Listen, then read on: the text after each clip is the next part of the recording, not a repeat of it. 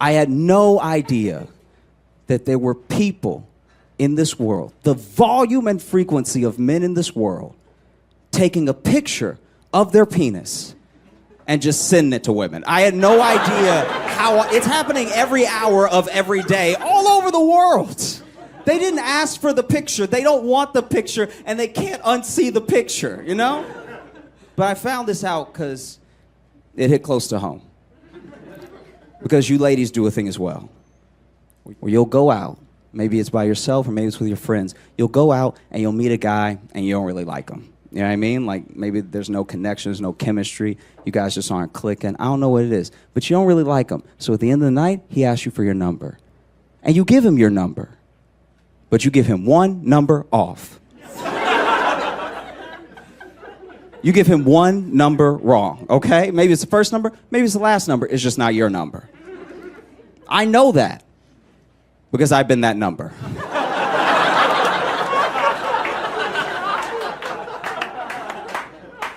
For a period of 6 months,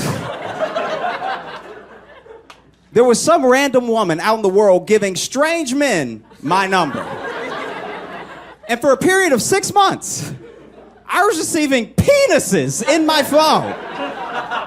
It was terrible.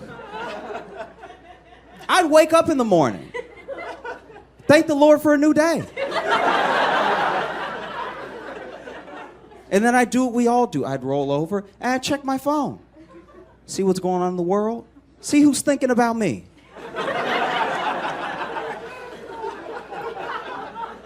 And there would be penises in my face. One of the most distressing things about this is that it wasn't even like, hey, what's up, it's Mark from last night, penis. It was just straight to the penis. Like, not even seeing it who I am, you know? Not even seeing how my day is going. I lived in fear of my own phone. My phone would buzz and I would pray there weren't 2 penises in my pants.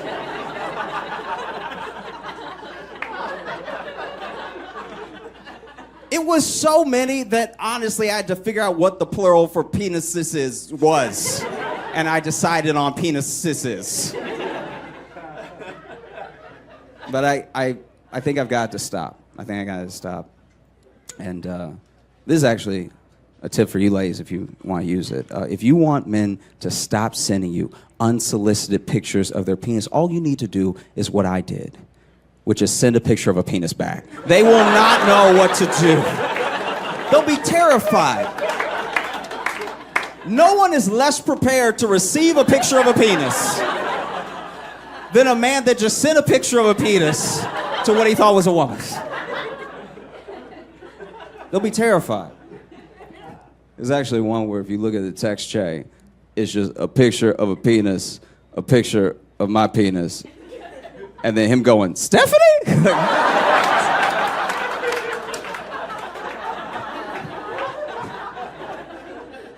Hey, thanks so much for watching. Please like and subscribe, hit the notification bell, and tell a friend. That would be a huge help if you tell people about it.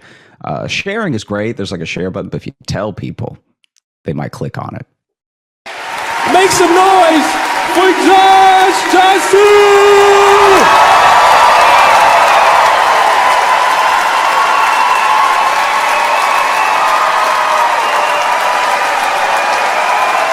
Wow, thank you so much for having me. This is so cool. I am happy to spend the 4th of July with you.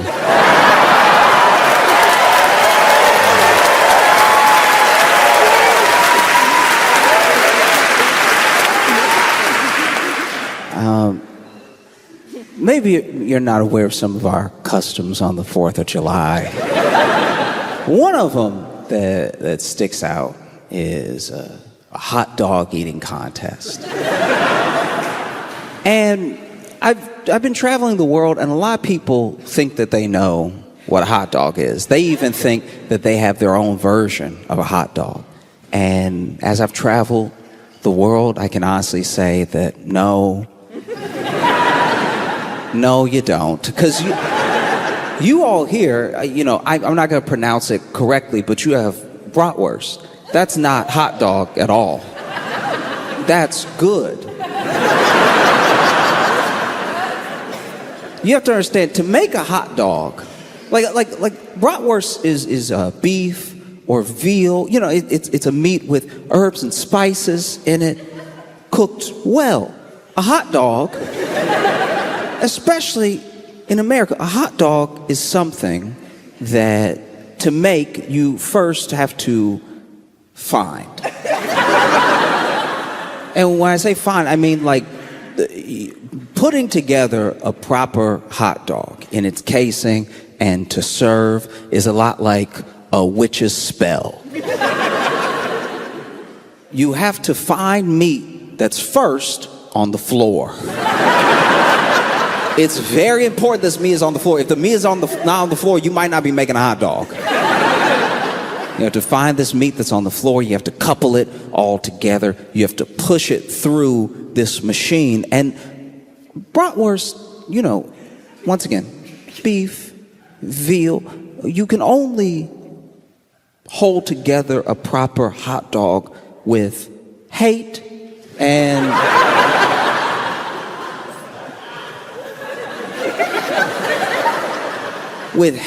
like a touch, like a dash, just a little bit of poverty, right?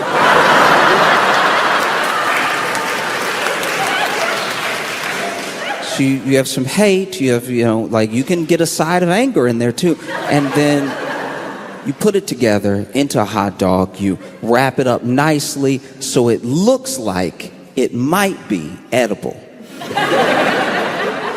Because I don't know if you've had a hot dog. In order to prepare a hot dog, it's not like preparing a bratwurst. You have to boil a hot dog. And in order to boil the hot dog, it means you do have to ruin some water. You put the hot dog in the water, you boil it up, that cooks the hot dog. Cooks is a strong word. What are you cooking? It's demon meat. But you boil the hot dog up, so then you pull it out, that's cooked. You then put it in a bun to cover up that you're eating a hot dog. The water you have to dispose of like toxic waste. A lot of people will pour this down the sink. Don't do that. Don't get that mixed in with the regular. When I was little, I had a friend who his mom had a flower garden, and he'd make hot dogs after school, and then he'd pour the water in the hot dog garden, and all of the flowers died. Because that is runoff poison water. But yeah, you boil a hot dog, and then you eat it, and when you eat it, you're supposed to close your eyes and pretend you're chewing something else.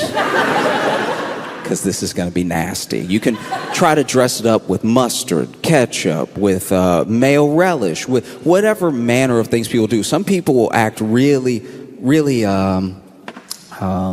holier than thou about how they prepare their hot dog, as if a hot dog is not a mystery of meat mushed together.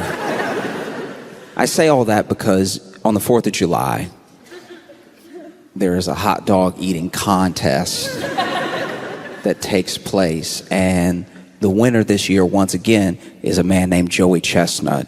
And this year he ate 70 hot dogs in 10 minutes,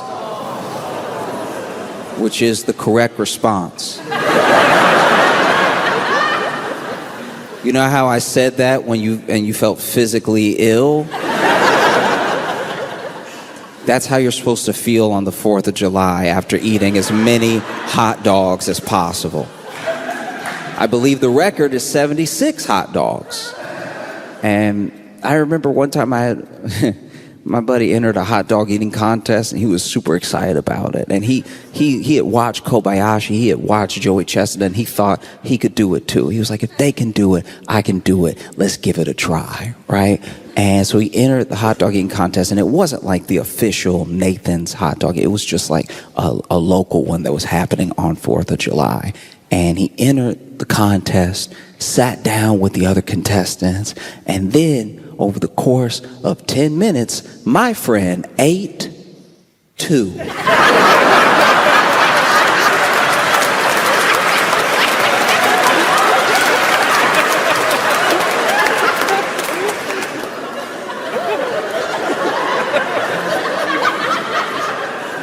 This man ate 2 hot dogs in 10 minutes.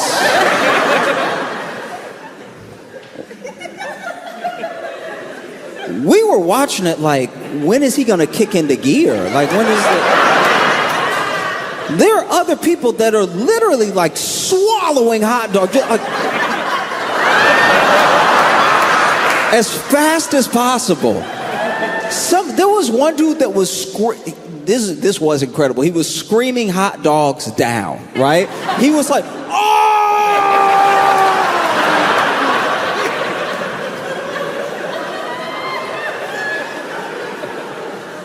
Meanwhile, our buddy,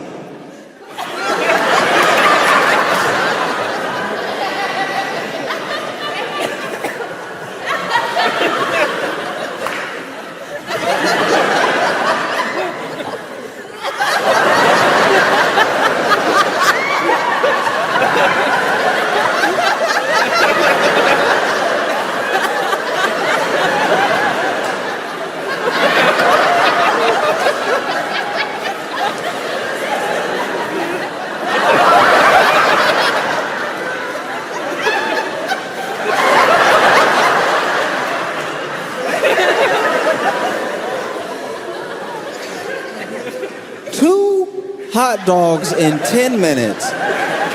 We went from cheering to booing.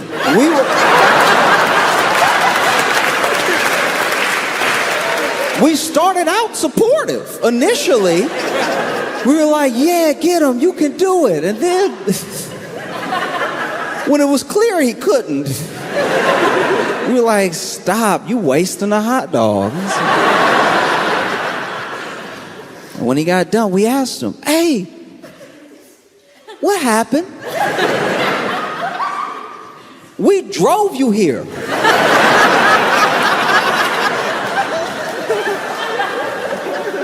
You the one who wanted to go way out the way to enter this contest to waste everybody's time. 2 hot dogs in 10 minutes is not a contest, that's a meal.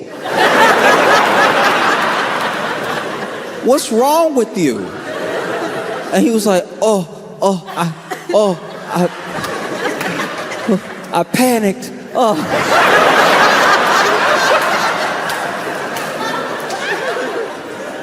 What are you panicking about? He's like, I saw everybody else do it, and they were so fast. I was like, how are they not choking? And then I remembered I might choke. So then I started chewing extra. I was scared to choke. I was like, if you had at least choked, then 2 hot dogs in 10 minutes would be more reasonable.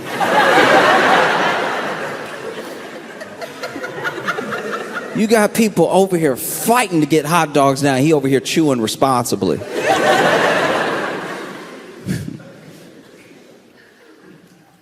I do my best when I go anywhere to be as good of a guest as I can. You know, it means a lot to me to have me over here and for me to be your guest for a little while. I've been looking forward to this trip for a long time, and I'm always a little tense when I'm a guest, though. You know, even if it's just visiting a friend's house, you want to be a good guest. You don't want to leave and then have them be like, oh, never again. You know, like I get nervous to be seen as a bad guest. I don't want anything to go wrong. Like I've had to stay over, you know, for a couple nights at friends' houses, and they're like, "Oh, make yourself at home.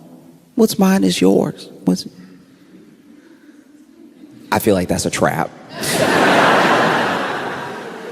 You know, because you really make yourself at home and then you find out how much they mean it later. It's like, I'd rather just act like I shouldn't be in here at all. Quiet as a mouse, you know. I'll just act like I broke in and just try to affect as little as possible in the home. And they'll be like, what? He's such a good guest. We didn't even know he was here.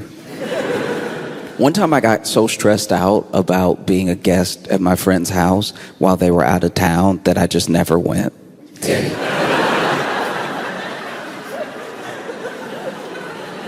And they were like, Josh, our apartment looks amazing. Did you do all this cleaning before you left? I was like, yep, you know it. Wanted to leave it better than I found it, you know. Because even being the guest at a party, that's like a short-term guest. When you're just there for the party, you're just there for, a few hours, maybe half the day if it goes long. And I'm terrified to be a bad guest there. I just don't want to be remembered in a bad light. And there was this one time where I went to a friend's party, and I'm not great at parties to begin with. I'm very much in the corner, or if I know one person at the party, that will be the person that I'm talking to the entire party. Like it will be a burden on them. Sometimes I see a friend that I know at a party and no one else, and I'm like, ooh, you about to have a bad time at this party. I hate that for you. I'm very sorry. But it's either talk to you or talk to a stranger, and come on. And so, I was at this party, and my friend who actually invited me to the party was late. We were supposed to meet up together, and I misunderstood the text message. I thought they were already in there. So I knock on the door, I meet the host, I tell him, oh, I'm friends with, and then he lets me in, which is a huge mistake. Because now I'm just sort of standing awkwardly while other people have a great time. And so I was like, you know what I'm gonna do? This is the fail safe. Every time you need a break from social interaction, or you just need to get your bearings together because you're in a public place and you're sort of freaking out, you go to the bathroom. The bathroom is the safe haven, right? And so I walk to the bathroom, I close the door behind me, and it's a little dim in the bathroom, but I use the bathroom, right? Other reason to go. And as I'm stepping away from the toilet, I hear this little crunch, like under my feet, and I look at it, and it's all of this glass under my feet, and it looks like the actual light bulb either popped or broke or something, and then now I've stepped in it.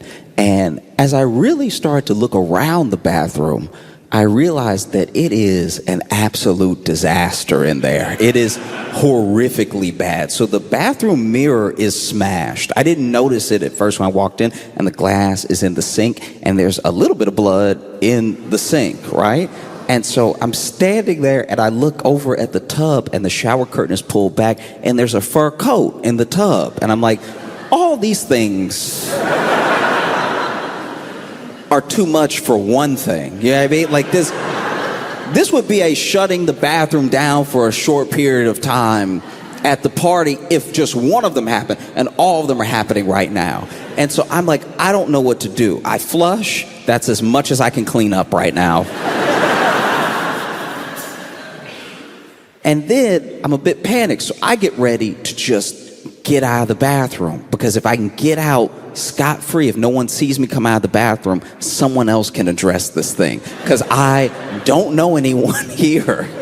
My only friend is late, and the host has just seen me once. So I get ready to, I don't even, admittedly, this is gross, sorry, but I wasn't even gonna wash my hands, because I was like, there's a whole bunch of blood in there anyway. They'd be dirtier than when they were unwashed. And so I get ready to pull on the doorknob, and I hear a knock. And I can't open the door. There's no way I could open the door and be like, all yours. It's crazy in there. And so I hear the knock, and I think to myself, oh no. There's no way. First of all, if you need to go to the bathroom, the last thing you want is for someone to open the door and be like, all right, before you get in there,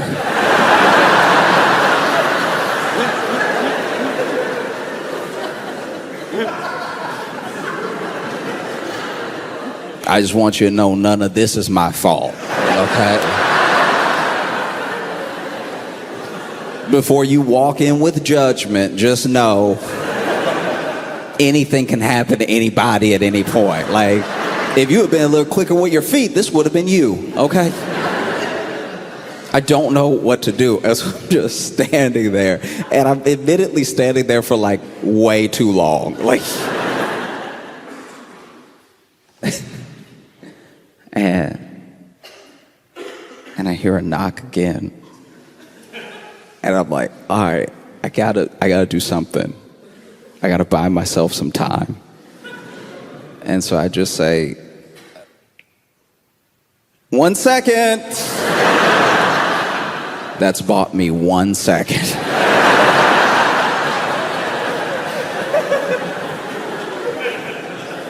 I have to use it wisely. And in my head, I'm thinking like, okay, I could try to clean up. I'm over here in my head freaking out because this is my worst nightmare. I'm gonna look like a terrible guest. I'm at a party where I don't know anybody, and I'm gonna look like I destroyed this bathroom. And so I'm Googling all types of stuff. I'm over here Googling, does glass flush? Like, does glass flush? How fast can you get blood out of the sink? If you were to look at my Google search history on this night, it would look like I definitely killed someone. Or at least a small animal. Because I was also Googling, like, does fur disintegrate? Like, and so, I just spent another minute and a half sweating and freaking out. And then I hear a knock. But this knock is like thicker. It's just like strong. It's clearly a different knock. It's clearly a different person. And that person is like, hey, come on, people waiting. I'm like, people?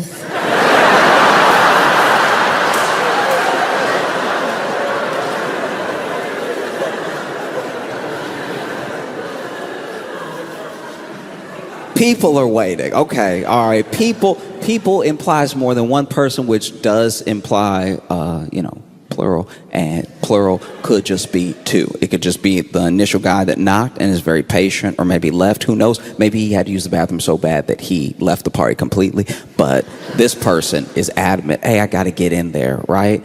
And he said, people are waiting. And so in my head, I'm like, okay, 2 people are waiting. And then he yells out, you got a line out here. What's happening in there? And I looked down at my phone, and I had been in the bathroom for like 15 minutes. Like, I had let this go way too far. And so I froze. I didn't know what to do at all. It's like your absolute worst nightmare as a person that's like gets weird in like social interactions. To actually have this weird thing happen to you is like, I think maybe this is hell. I think maybe I've died. And so I'm pacing back and forth in the bathroom, which is only breaking more light bulb glass. And I finally look out of the little window, and I'm like, I'm gonna have to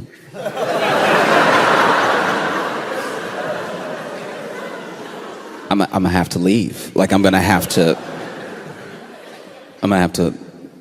jump out of the window. And in my like panic, I forgot that we were on the first floor. So it wasn't like a big jump or anything, but I did have to climb out of a window that wasn't man-sized. Luckily, neither am I.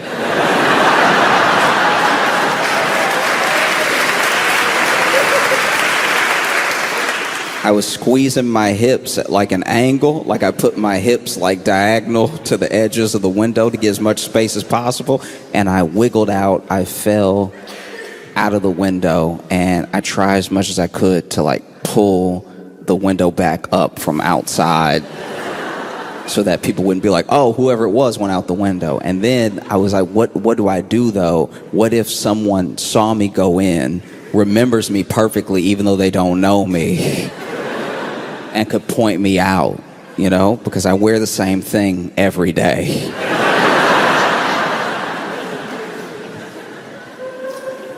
And so I'm like, the only option I have is to go back in.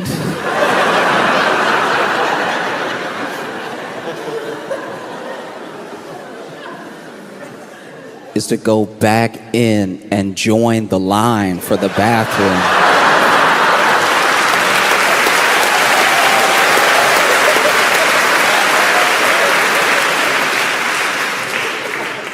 And so I walk around the house and I'm thinking to myself, okay, all I gotta do is watch out for the host. His host was greeting me when I first walked in. As long as the host is like got to that point in the party where they're not greeting everybody and they're not answering the door every time, I should be good. And so I wait, some other people were arriving and they knock on the door. Someone else opens the door. I'm like, this is my chance. I sneak in behind those two other people and I immediately walk to the line for the bathroom.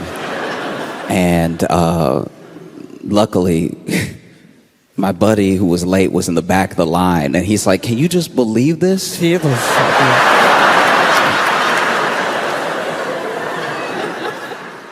No, I do my best to be like a good house guest, you know, and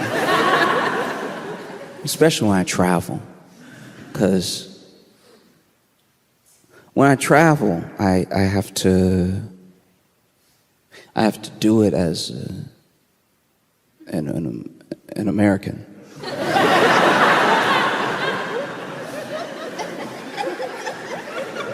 have to travel as an American now. You know? And it's like... I'm traveling more than I ever have in my life, experiencing new places for the first time. But one thing that I will say is, okay, there used to be a time where you would travel when you were from the U.S. You would go to other places and you would say that you were from the U.S. and people, there was a shine to it. There genuinely was like this like magnificent shine around you and your passport. People had questions for you. You know, you would say you were from the U.S. and they'd be like, oh, blue jeans.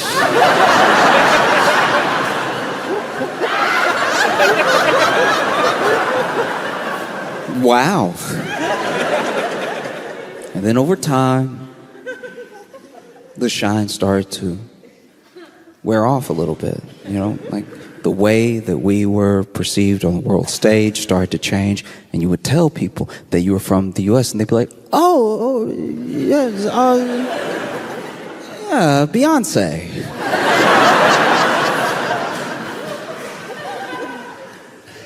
And now,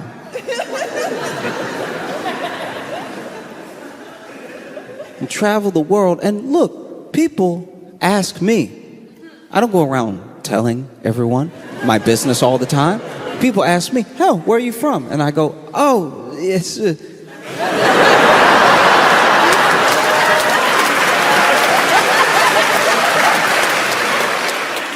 You know, it's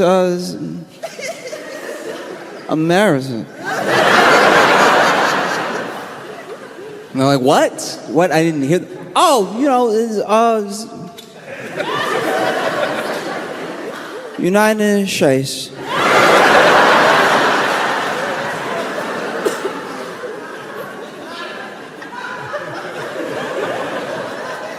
What? I'm American. I'm from the U.S. From America. And I've traveled these past 2 weeks to Paris, Dublin, Brussels, Antwerp, now here. And there is a similarity. This happened more in Brussels and Antwerp than anywhere else, but it has also happened here where people will ask me where I'm visiting from, and then I will tell them. And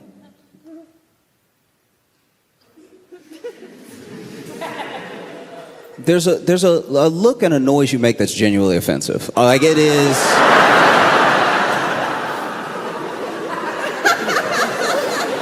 once again, you asked me. I didn't say anything.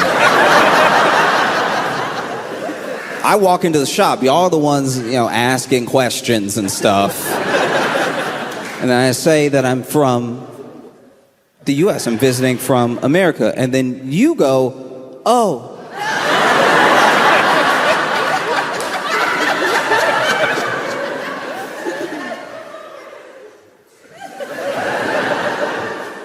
You get the face or you get the noise. You don't get both. Oh. I grew up in Louisiana, right? And when I was, sure. And when I was in Louisiana, I have friends who live in all different parts of the state. And one of my friends, he actually lives he's in a rural area. He's in some swamp area near the bayou and everything. There's a bunch of things floating in the water, a bunch of predators out there. He does his hunting. He comes back home. That's mainly how he sustains himself and everything. And there was one time he was having a barbecue. A bunch of friends came over, and one of his buddies, his buddy Spence, came over and was having a cigarette off by himself. He walked off away from the barbecue to have his cigarette, and then sometime later, he comes back over, and in the back door, the way that a lot of the houses are built in Louisiana is you have your door and you have your screen door, and the screen door can keep out the bugs while also letting air flow into the home and everything. And so he pops his head near the screen door, and his head only. And Spence leans in and he says, "Hey, can you call an ambulance?" And our friend is like, "What? Why?"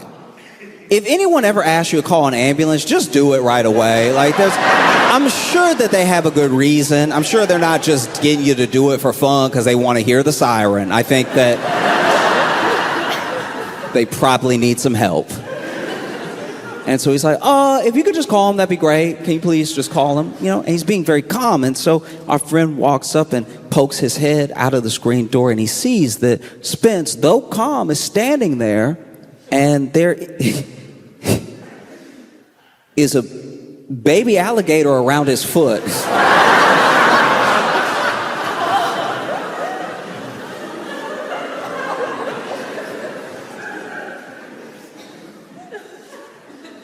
And that's the way you look at me when I tell you that I'm from the U.S.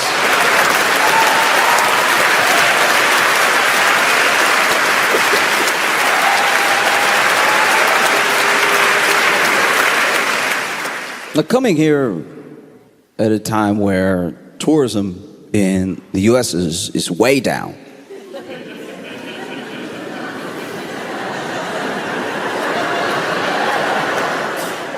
Yeah, people aren't coming to visit as often. It's like if people used to love to come visit all the time, and then something happened.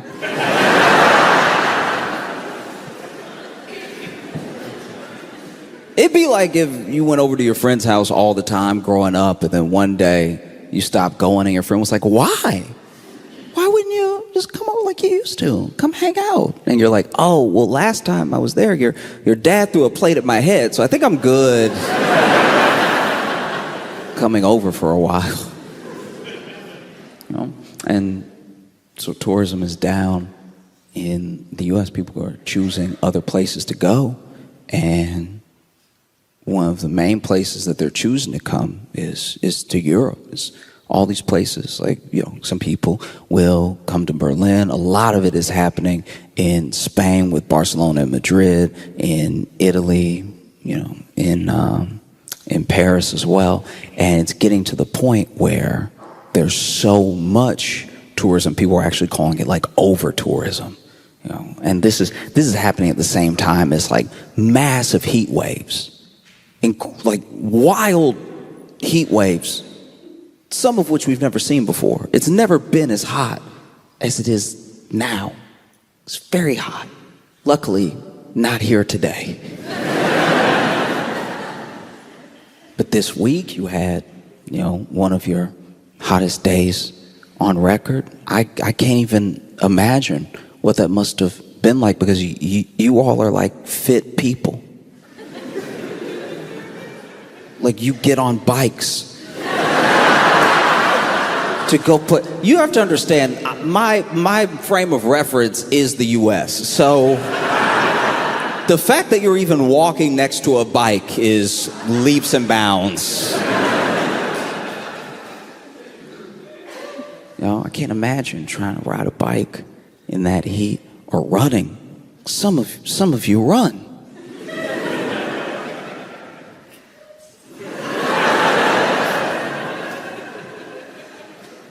And so that's wild that this level of like over tourism is happening at the same time as this heat wave. And there are people in Paris, there are people in Spain and Italy that have had enough. They're losing it over this. They're protesting the tourists. They're over here being like, stop it. Stop coming here right now. Talk amongst yourselves and spread it out throughout the year or something. But this is too much. You have places like, I could be wrong about these numbers, but I think in Barcelona you have like 1.6 million people living there, but like 26 million people visit throughout the year. That's wild. I understand that if you live in Barcelona and you're trying to ride your bike, eventually you're like, get out of the way! And then if you live in Barcelona, you're tired of all these tourists everywhere all the time, and you start freaking out. You might get a reputation for being a little bit rude to tourists, and then you'll be New York.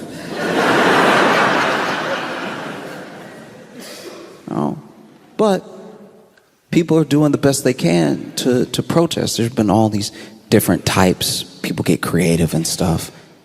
There's one where they were shooting tourists with water guns throughout the day.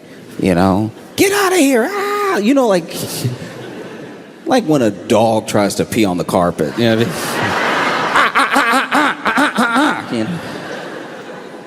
Although as far as protests go, you can tell that these are like good people doing the protesting, because that's what you came with, water guns.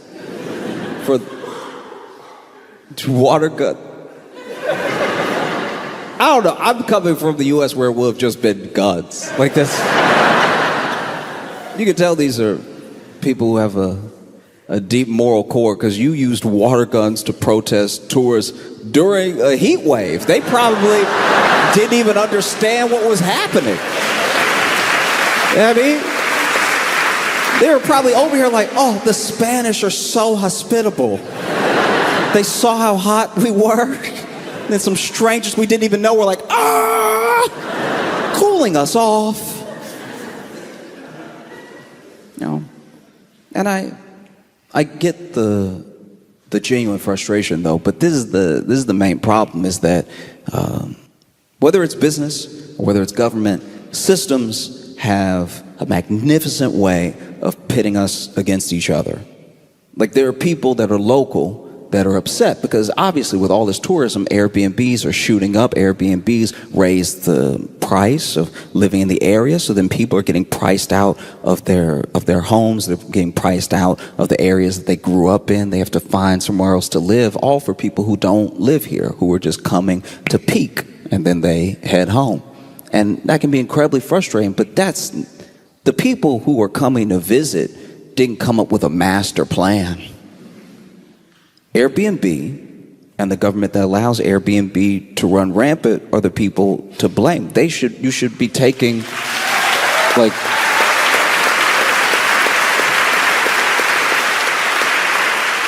if you're gonna take anger out on anybody, it should be the local government and the Airbnb that allows it to run rampant. You should be using the water guns on the computers at this.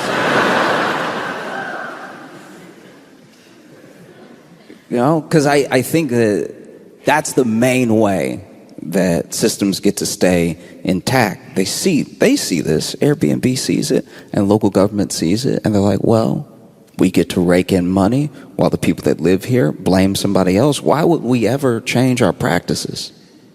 You know? And I don't really know what the exact fix is. You know, I remember when Airbnb was like at your house. There was a time early in Airbnb's history where you were just renting a room in someone's house, and so they lived there, and then they collected the money from you staying with them like a little mini hotel. But that was like easier because then they lived here, so they cared about the home, they cared about the community, and you got to get a taste of like local life. And you could even ask them, hey, is there anywhere I should go to eat? And they would tell you, this is where we're going to eat tonight. And sometimes you would actually have a meal with your host. And I thought that was a really beautiful thing. And then like private equity and more money got involved, and so it ruined it. Because now an Airbnb is also like sometimes worse than a hotel, because they'll let the person who owns the Airbnb set the rules. So now you have someone setting these insane rules for the Airbnb. Like, you can't just check out. You can't just take your trash, put outside, and leave. There are all these rules. Like, you have to make sure to wash the cabinets, wash all the dishes and everything, wipe everything down, you know, give our dog a bath. Also, you don't get charged a cleaning fee that you end up getting charged anyway, because in the small print, it was like, pick up our kid from school. And you didn't see that part. So now you're spending all this money on Airbnb to just go somewhere nice like Italy. And then you get to Italy and everyone's mad at you for visiting Italy, but you're also mad because you're like, the rules in this Airbnb say I have to buy this house before I leave.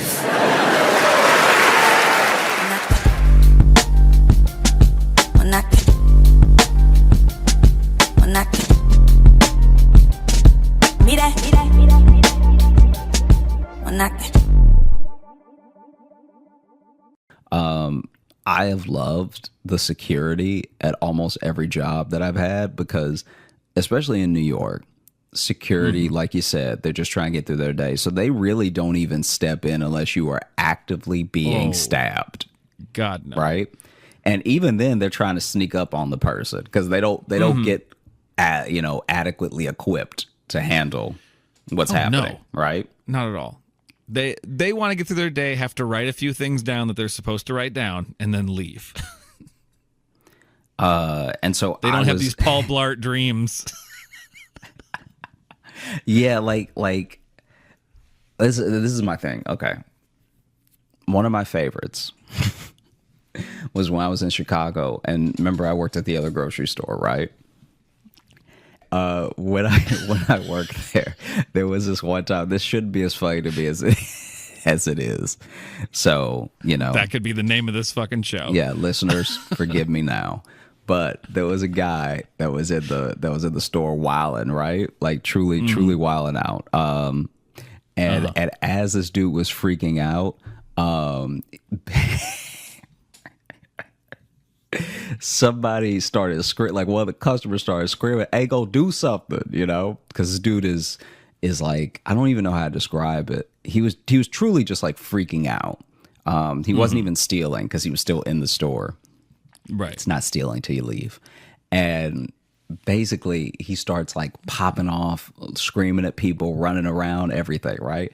And the security, that the company that we worked with was a company that clearly must have just had some overall contract, because at every store it was the same uniform, right? And well, they're a costume shop that had to pivot. Yeah, there we go. Because no one's renting our uniforms anymore. Everybody that they sent except for everybody that they sent except for one guy couldn't fight and looked like they couldn't fight, right? And so there was this woman who was clearly like in her 60s, and she was a little frail as well. And she was working security for the grocery store, right? And so, I'm not saying that 6-year-old women aren't strong, but they shouldn't have to do that. They shouldn't have to be strong. They shouldn't have to be strong for security. For security, come on. Yeah. So then, basically, this dude's wilding out, and then And then it got to a point where customers were yelling at us and the security like, hey, do something. Like, because it's like this person is clearly, they're not even like having necessarily a violent outburst, but they are running around and screaming and like swinging. So they're not trying to hit anyone, but they're just like, they're not with us right now, right? Yeah, is the best way to put it. They're fighting a war in Narnia. Yeah, and so they're not here. And so then everyone was screaming for, you know, this person to do something, right? And so she like, that's the moment. And it's funny because every single one of these guards that I worked with had a moment where I made eye contact with them and could tell they didn't want to be security anymore. Like, dude, straight up, like everyone that I'm about to describe to you, even the dude that could fight, I'm telling you right now, I've looked in their eyes while the thing was happening. And then when we made eye contact, they were like, I could have been doing anything else right now. And so then I should have stuck to painting. So then she gets off of, I think she might have been sitting on the counter or something, and then she's like goes to run to, I guess, do something about this, right? And I don't even know, like, I don't even know if they gave them anything. I don't think they had anything. I don't think they had pepper spray. They may have had a flashlight. Like, I really don't think they had anything on them to like. I think they usually just give them a walkie-talkie. I think is usually what. And so she goes to run, and as she goes to run, she steps on her own shoelaces, right? And so she stepped on her own shoelace. She fell, and she fell sideways, and so I know she hurt her hip, right? Of course. And so now we're at a stalemate because it's like you as an employee aren't supposed to do anything. That's why they hired the security, you know?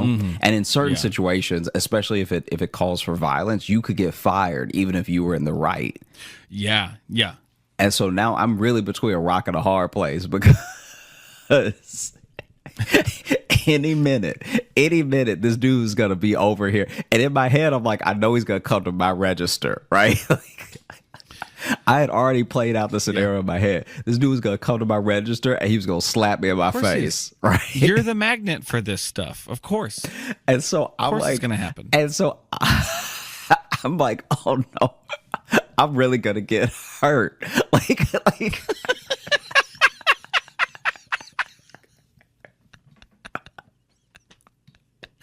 Like, bro, I was really sitting there like, man, this is gonna like he probably gonna rear back too. Like, yeah, that is pretty demeaning to be sitting behind a cash register just thinking I'm about to get my ass kicked.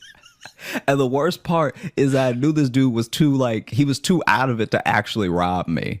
You know what I mean? Like, right, yeah. Like I'm rigging people up as well because people are running to the register, clearly just trying to get out as fast as they can. So I'm rigging people up fast. Like, I was already a fast cashier.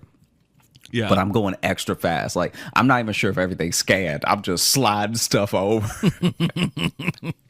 And so, because also in my head, I was like, if we can get everybody out of the store, this problem might like solve itself. I don't know why I thought that, but I just thought like, okay, this person is clearly lashing out around a bunch of people, but if there's not a bunch of people, maybe he'll calm down or something, right? Yeah. So I'm bringing people up as fast as I can. And then there's even, once again, like I said, shouldn't be as funny to me as it is, but she's still on the ground. So no one's actually like helped her up yet. And then there's a guy who walks in, just a regular customer, walks in, sees her on the ground, sees us like ringing people up as fast as we can. And then I like look over my shoulder at him and he just turned around and walked out. Oh, yeah, because that looks like a robbery. Yeah. It's 18 people that only want to rob for food. Yep. They knock down the security guard and they're paying with credit. Yeah, a weirdly violent but also cordial mob. Yeah. Is coming through here. And so I'm scanning as fast as I can, and then And this dude, I can hear him getting closer, and I don't know what aisle he's on, right? Like, I don't know. I don't know if he's 2 aisles down and he's really loud, or if he's 1 aisle down and less loud. But like, I can't see him, but I can hear him. And so, did I already tell you about this, by the way? I don't think so. Oh, I don't okay. remember this one. And so then I'm like, I look over. That's how I know she's still on the ground. Because at first I thought I heard her fall, but I was too scared to like look behind me. I just started ringing people up fast, like. And then I turn my head and I see that she's fallen, and she's like, she says, "Help me," and I'm like, oh no, we're doomed. Like, we're actually doomed right now. That's your security. Your security fell down and she can't get up. And so then I'm ringing people up. I finish a transaction, and I'm like looking at the customer, I'm looking at her, and then I jump up and I like help her up, and it's like definitely nothing heroic. I'm literally just helping her get back to her feet. I'm not like picking her up or anything. And you're helping her up to throw her to the lions too. Hey, you got to do what you do to live, you know? You got the badge, lady. That's on you. And so then I run back over to the register. There's only one more customer.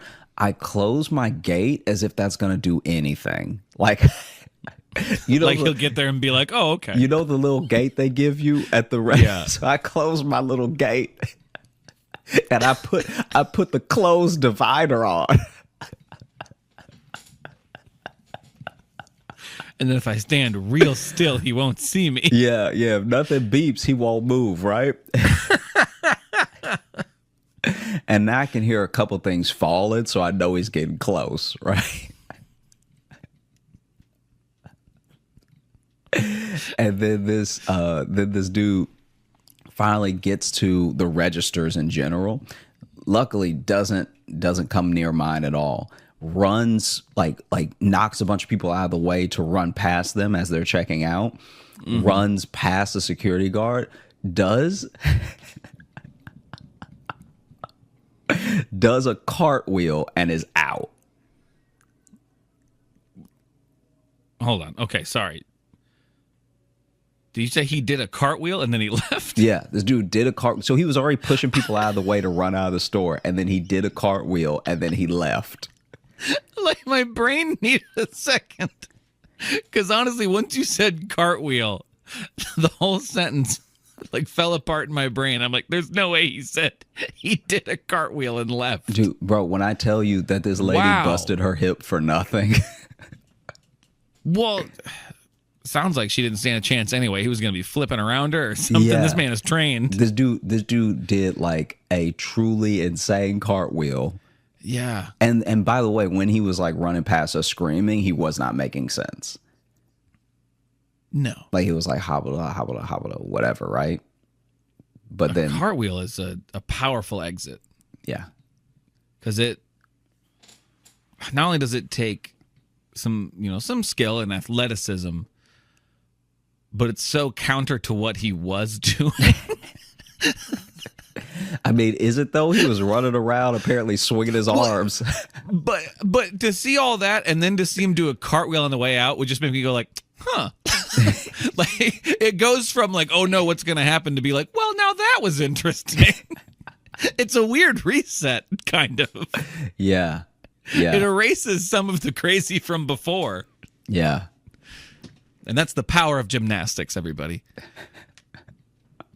Hey, thanks so much for watching. Please like and subscribe. It really supports the channel. Hit the bell notification because apparently it's the only way YouTube will tell you that something happened. And just tell a friend.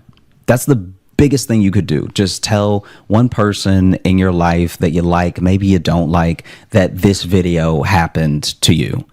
We release the podcast every Thursday on all the podcast apps, so you should find us there and subscribe on those and comment and leave reviews and whatever on all of them. And also, if you want bonus stuff, you can join our Patreon, patreon.com/Josh Johnson Show. We have bonus podcasts and videos and stuff there, and we'd love to see you.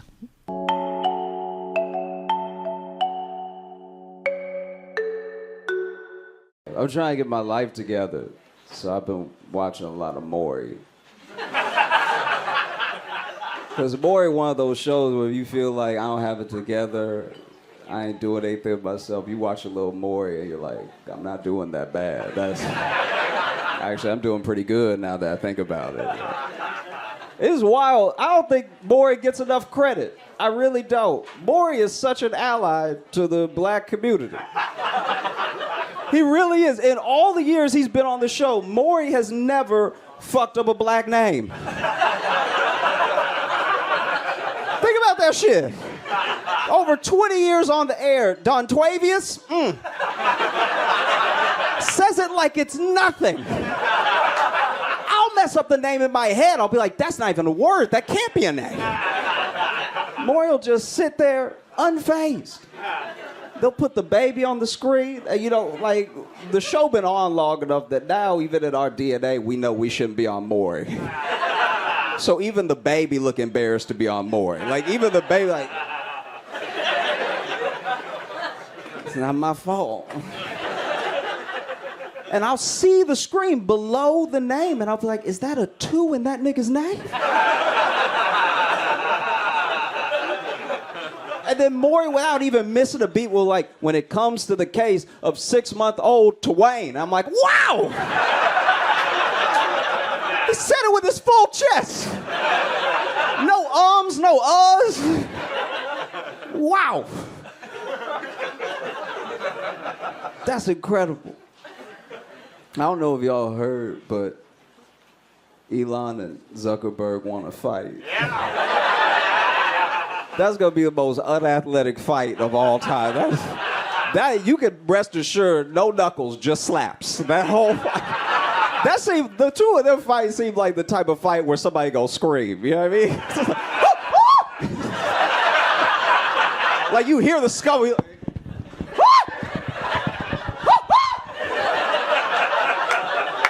Like they never been bruised before, so they're like, why am I changing colors like this?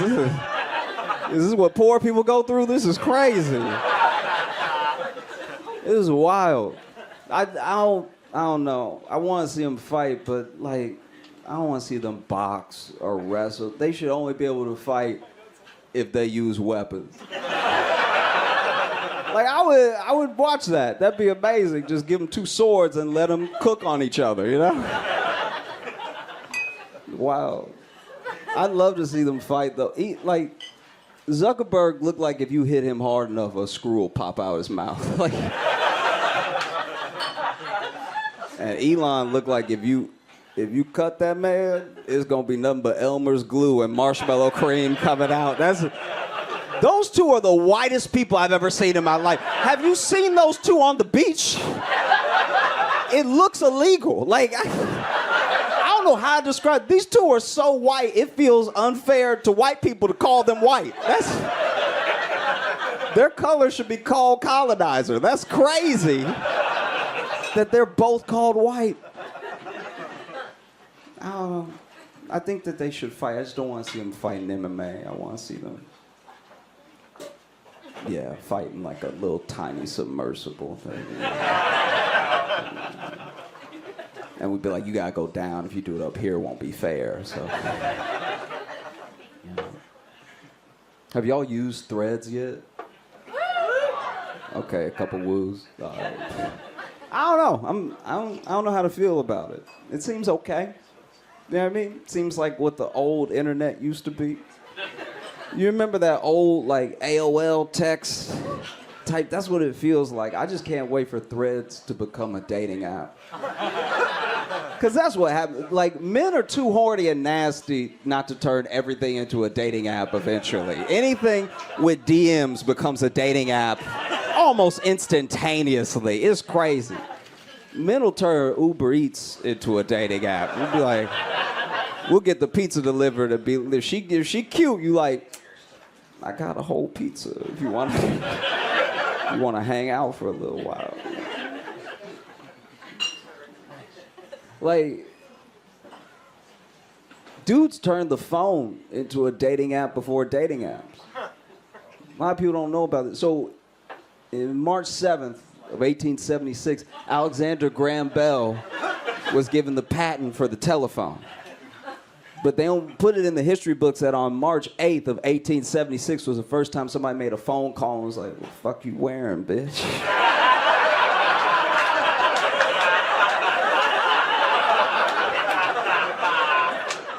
What color are those pantaloons? Oh, they're beige? Oh, you little trollop.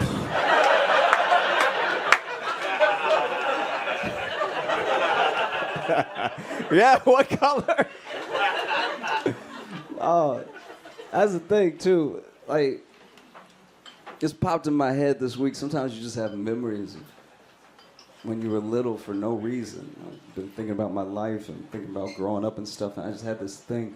From when I was a little kid, I went to the grocery store with my grandma, and this was not a good grocery store. We didn't have it like that, so it was a discount grocery store, and it was pretty bad. Like, it was one of the ones where you go in and the meat is $3, but then when you ask what type of meat it is, the butcher be like, why you asking all these questions, dog? Like, just take it or don't take it. And I don't know how to describe it, but there's a weird thing that when you're in a bad situation, but you're used to it, just feels normal, you know? And so I was hanging out with my grandma, we were walking, she was putting stuff in the cart and everything, and then we heard an argument that turned into a fight on the other aisle, right? And it's loud, and they're knocking stuff over off the shelves and stuff, and they're screaming at each other, and one of them's like, you don't get out of my face, I'll shoot you. Yeah, like, nothing you want to be a part of. And I saw my grandma turning down to go down that aisle, and I'm 6 years old, but I'm like, Grandma, do we really need to... And she like, I need the bread. They not fighting me, all right? And the night before I went to the grocery store with my grandma, I was at home, and I was watching TV. And because we didn't have a ton of money growing up, cable was a luxury. And it was a luxury that my mom had at time. Because she wanted to give me what other kids had, but she just knew she couldn't really give it to me all the time. So we had to plan cable. So my mom... we would have it for 3 months, not have it for 6, you know. My mom would sit me down and be like, all right, so you gonna see the beginning of the season of Friends. But you're gonna have to find out about Ross and Rachel from word of mouth, all right? And so I remember this night was special because everyone had gone to bed without sending me to bed. So I'm 6 years old, and I'm just up late. Everybody's asleep. I got control of the remote. This is crazy. I'm about to watch whatever comes on late. This is wild. So I was flipping channels and stuff, and in my head, I'm like, if I don't keep it too loud, nobody will even notice. I can watch whatever I want. This is amazing. And when you're little, you're just excited for it to be late because you just never experienced late before. Like I was just running around like 2 a.m., 2 a.m., 2 a.m., 2 a.m., 2 a.m., right? So I remember I was flipping channels and I landed on Night of the Living Dead. And I watched Night of the Living Dead at 6 years old, which is far too young for me because I don't even know about real life yet. So I don't know if this stuff can happen or not. Side note, I found out years later, back in the day when they were making horror movies, like the early horror movies, their prosthetics weren't that good. So if you got hired to be a zombie, you were just ugly. Like, that's... There's a little history tidbit for you. Anyway, I'm watching it, and it's terrifying. This is crazy. I was like, this is a bad idea. I can see why they sent me to bed. Nothing good happens at 3 a.m. This is crazy. So I went to bed, and then, you know, next day, wake up, go with my grandma to the grocery store, and as she's about to turn the aisle, we hear like a scream and a big, loud thud, and then silence. And I was like, Grandma, are you sure that we want to turn this corner? Because he said I'm going to shoot anybody in my face, and if we turn the corner, we're going to be in his face. What if he misses the person he aiming at, you know? It's like, boy, come on. And so then what we would find out later, what was actually happening, was there was a fight between two dudes in wheelchairs. That's why it was such a ruckus and everything was getting knocked over, because they get knocked over, they got to roll back up. Punch.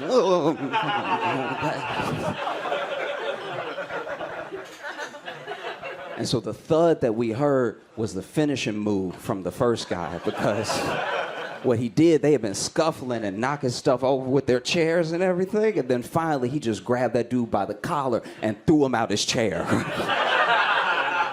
And so when we turn the corner, all we see is just a bunch of bread and rice on the ground. That dude done rolled off already. And so the only thing that I see coming at me is a dude with no legs crawling like this. So I'm like,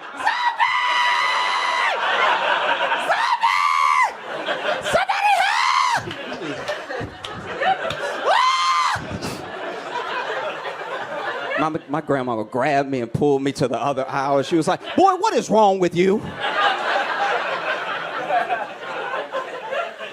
That is an amputee. You need to have some damn compassion.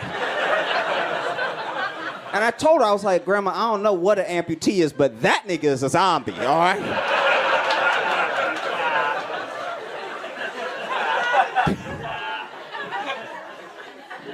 Terrible. Do y'all ever worry? That's the whole question. Like, my man, what do you worry about?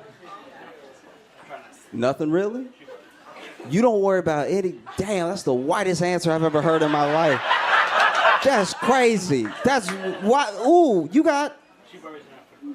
Oh, she worries a lot. So she probably worried because you don't worry. She probably like, this stupid motherfucker doesn't worry about shit.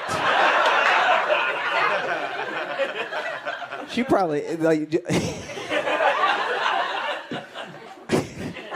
Well, what do you worry about, since you're the one with sense in the family? Just everything? Yeah, okay. Wow. Y'all are a great fit for each other. I'm glad that y'all found a real yin-yang situation. Nothing. I don't worry about it. But why would you even admit that to somebody? That sounds like the whole crowd should jump you. It sounds like you got it like that. That's crazy. What about you? What do you worry about? Family. You worry about family? Yeah, I worry about family too. It's fair. Do you have a particular family member you worry about, or you just worry about in general everybody being Their well-being. their well-being? Okay. I live far away from them. Oh, you live far, so you worry about. That's what a sweet answer. Y'all are. Jeez. Really pulling blood from a stone here. This is crazy. What do you worry about? Nothing. What do you worry about? Just all of us, really. Just that they'll wake up happy and healthy. I worry. I'm just like you, though. I worry about family. I worry about my cousin, because he an idiot. He is. My cousin is wild. So my cousin joined a cult, right? I know, which is a big deal for that cult, because they don't get a lot of us. You know what I mean? Like, they were so excited to have a black friend. That was crazy. They were like, and I remember somebody told me to join the cult, and so I went ahead and looked it up, you know, because I'm worried about my cousin. I want him to be all right. I look it up. And I could tell he was in danger because the website was trash. It was like, I was like, Comic Sans, he is in danger. All right, this is terrible. They really crazy out here. That's wild. Broken link 404 not found. Oh Lord, they might already did it. Okay. And so, basically, I went ahead and was talking to him. In my mind, the best thing to do was just go ahead and go to one of his meetings with him. Because the thing that cults do is that they create a shared language and a shared experience that no one outside the cult can actually understand or participate in unless they're in it. So then when you tell your friends and family about it, they look at you skeptical. They just don't understand because they weren't there, right? But if they come there with you, like if I show up with him and hear the dude preaching and just turn to him like, nigga, like, that might break it. And so I went there, and it was this weird house and everything. And I sat down, and including me in the room, the whole cult congregation was 4 people. And I was like, this is not a cult at all. Y'all just 2 idiots doing a guy favors. This is not, your cult can't even move a pool table. What are you doing? You done wasted my whole Saturday. You just call me when you in some real danger. All right, y'all were great. Thank you so much.